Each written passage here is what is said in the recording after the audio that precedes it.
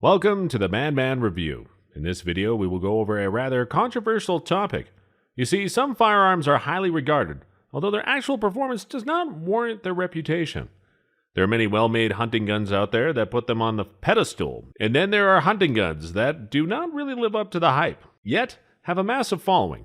To be fair, some of these guns used to be amazing upon their debut, but now the only reason people keep them around is mainly because of sentiment, not performance. Some are great for shooting at the range or as a collection piece, but not so much for hunting. Regardless, I believe that putting any gun on this list would stir up some controversy, but it is worth knowing what those guns are really capable of before you invest in them. Yes, they're not that bad, but they certainly are not as good as some people say. If that gun works well for you, then more power to you. By all means, keep using it. What I'm about to say is just my opinions, not facts. With that little disclaimer out of the way, what are some hunting guns that are just overrated? Blazer R93. Fast cycling, bolt action, straight pull, and accurate. The R93 maintains a loyal following since its debut in the United States. One major reason for its popularity is the interchangeable barrel feature, meaning that you can customize your R93 to your desire. Of course, this video is about overrated firearms, so there's a good reason why the R93 is on the list. The critics say that the gun fails spectacularly when fired factory ammunition. Moreover, the rifle is designed so that the bolt just flies straight backwards with an incredible amount of force at excessive pressures. It is a flawed design. However, the Blazer fan club said that this is a result of using poor quality hand loads that are beyond the maximum safe pressure of the rifle. To be fair, any rifle, no matter how well made, will fail if you push its limits. At the same time, it appears that the Blazer R93 is the only one who punches the shooter in the face with the bolt. One thing I should point out is that the Blazer introduced the R8, which is an upgrade to the R93. Among all the changes, the bolt design is one of them. The R8 is a very solid rifle that keeps all the things people love about the R93 and do away with the flaws that plagued it. The R8 is not a wild one like the R93, as I have not heard any people complaining about the bolt smacking them in the face anymore. So if you love Blazer rifles, go for the R8 instead. Marlin 1895, post 2007. The Marlin 1895 is a close relative to the Marlin 336, chambered in 4570 Government or 444 Marlin. The Marlin 1895 is used to take down tough game in North America. It is affectionately dubbed the guide gun, as it saved many people from dangerous critters such as bears or moose. Marlin continued to make great rifles for pretty much everything until 2007. On that fateful year, Remington Arms acquired the Marlin firearms and the quality control dipped significantly. It did not take long before people started to realize this. Complaints flooded in about unreliable feeding, problems with the wood on the stock, to name a few. Remington said that they fixed all of those problems and improved their quality control measures, but that's still debatable to this day. Remington continued to face problems such as the recall of the Remington Model 700 and their filing for bankruptcy. So if you want to buy a Marlin 1895, go for the one manufactured before 2007. It has a solid build quality and it hits like a truck. Winchester Model 70, pre-1964. Now, I do not mean all the Winchester Model 70s. When they were introduced in 1936, the rifle was an instant success. It soon earned its legendary reputation. Everybody loved it for its reliability and accuracy. It was so good that every rifle that came after it was used as a standard to compare to other newer rifles. However, Winchester made a bad move in 1964. It was a well-meaning move. They wanted to optimize the manufacturing process by making it cheaper and easier to make. Many changes were made, but the one that really killed it was the Model 70 no longer had that Mauser-style controlled round feed bolt after 1964. At the same time, there was a decline in craftsmanship quality. Both combined made the post-1964 rifles much worse than their earlier version. For this reason, many collectors and shooters put a high price on the pre-1964 Model 70. Some are willing to pay a fair bit just to get their hands on the rifle. The good news is that the FN Herstal started manufacturing the Model 70 in 2007. It is chambered in many popular centerfire rifle cartridges such as the 270 Winchester, 30-06 Springfield, 300 Winchester Magnum, 375 H&H Magnum, etc. The 2007 variant is just much better thanks to new firearm technologies. To top it all off, you get the controlled round feeding mechanism again. You get amazing barrels, impeccable bedding jobs, and crisp triggers. This variant lived up to the pre-1964's reputation as a reliable and accurate rifle. How does the pre-1964 variant compare to this? The difference is quite clear. Of course, I did not mean to spoil the good name of the pre-1964 Model 70s. They're still a great rifle. If you are a collector or who loves old rifles, then there's nothing wrong with grabbing the pre-1964 variant. However, the 2007 variant performs much better for a fraction of the cost. If you value performance over sentiment, the 2007 version is for you. Holland & Holland Double Rifle. Going double barrel has its advantages back in the day when muzzle loader was the only alternative. You can put down 2 quick shots before going through a reload that takes ages.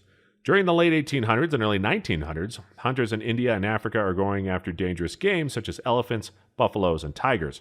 The rifle of choice? Breech loading double rifles chambered in big bore cartridges such as the 377 black powder, 450-400, and Nitro Express rounds.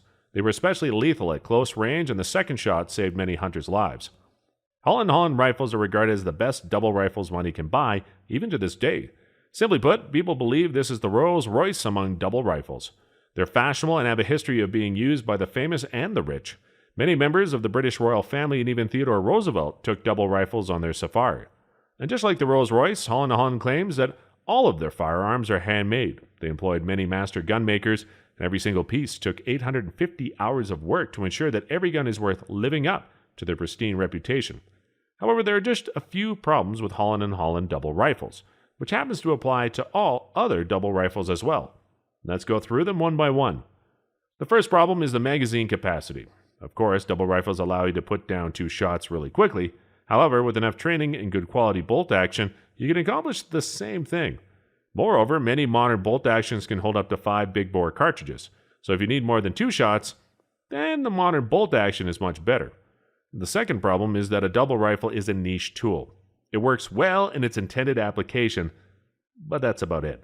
No rifles in the world can stop dangerous game at close range compared to a big bore double rifle. A solid one such as those from Holland & Holland handles as well as a good shotgun, so you can put a stop to a charging critter in a split second. While Holland & Holland double rifles are not inaccurate per se, you can find other rifles that perform much better at a longer range. Double rifles are also quite heavy, which helps soak up the recoil from the gigantic cartridge you would be firing. While it makes for a more comfortable experience, hauling around a 13-pound rifle will tire you out pretty quickly, especially if you have to trek 15 miles after an elephant. The third problem is the price tag. Just like a Rolls Royce, Holland & Holland doubles are incredibly expensive. The price starts at $100,000. While many hunters and shooters are fine with paying a bit extra for a good rifle, $100,000 is too much to ask in my opinion. One alternative is the CZ550 Safari. It goes below $2,000 and is chambered in the 458 lot. Its effective range is 200 yards and holds 6 cartridges.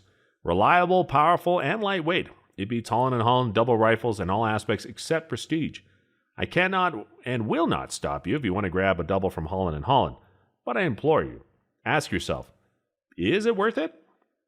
For a lot of people, the answer is a solid no. When you buy that much for a rifle, it becomes more like a statement piece that you keep in your home rather than taking outside in the dirt and mud.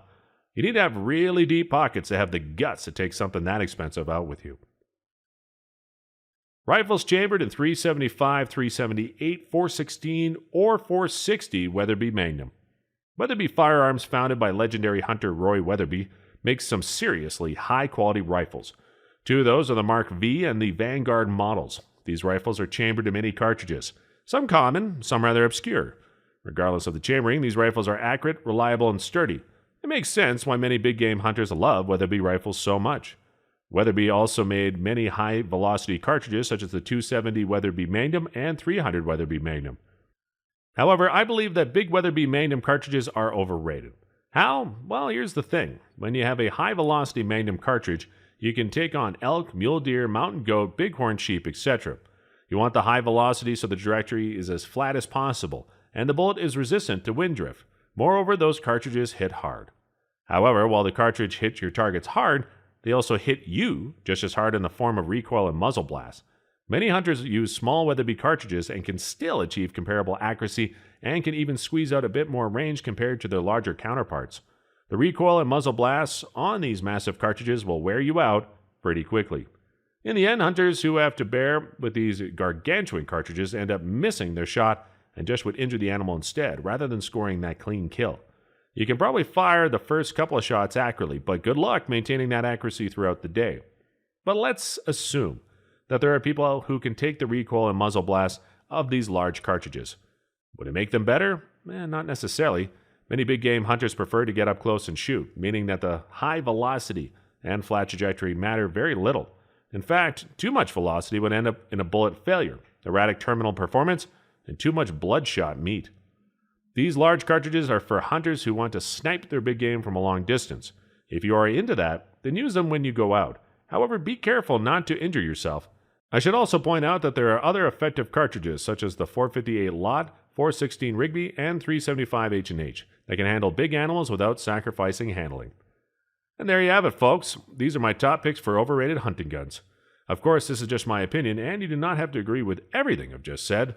Maybe you think that one of these guns does not deserve to be on the list. Maybe you think that there's another one that should make the list. Let us know in the comment section below. If you enjoyed this video, make sure to give us a like and subscribe to our channel for more content like this. Also, make sure to hit that bell icon so you don't miss out when we release a new episode. Thank you so much for watching, and I'll see you again next time.